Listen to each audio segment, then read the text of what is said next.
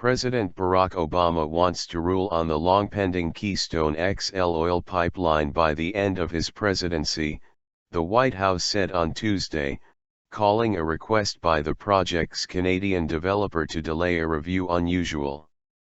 Obama, who has increasingly focused on environmental issues as his presidency nears its final year, plans to decide on TransCanada Corp's TRP.TO pipeline before he leaves office in 2017, White House spokesman Josh Earnest told reporters.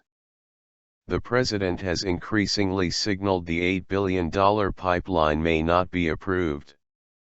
Obama is concerned the method used to extract oil in Canada would be extraordinarily dirty, a description the Canadian government has argued is unfair.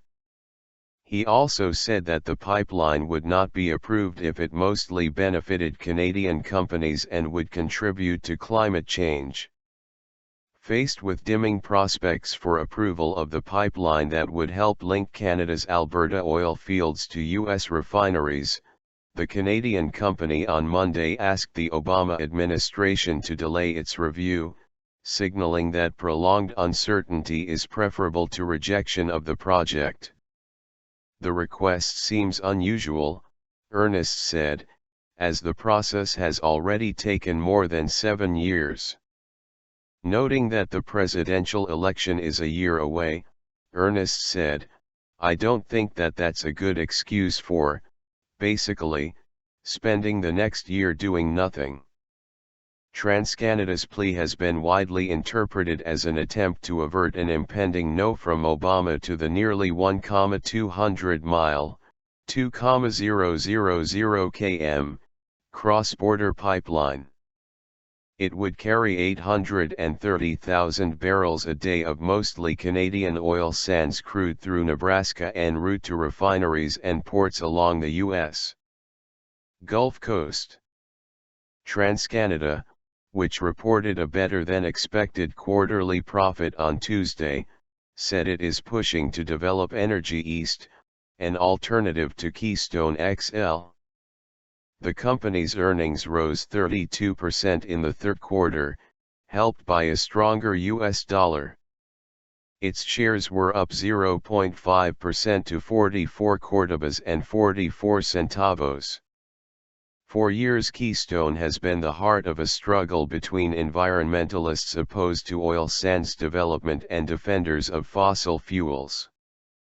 Environmentalists, an important part of Obama's base, say approving Keystone would breathe life into Canada's oil sands because alternative pipelines are nearly full. All the Democratic presidential hopefuls, including front-runner Hillary Clinton, oppose the project, while most of the Republican presidential candidates support it. The State Department, which is considering the project because it crosses the border with Canada, said it is in the process of responding to TransCanada but had no estimate of how long it would take. The pipeline has many supporters in the U.S. Congress from oil-producing states, as it would also carry a small amount of domestic oil. But earlier this year Obama vetoed a bill that would have given Congress the power to approve the project. Senator John Hoeven, a Republican from oil-producing North Dakota and a Keystone supporter, said he had meetings with TransCanada about its plans to request a delay.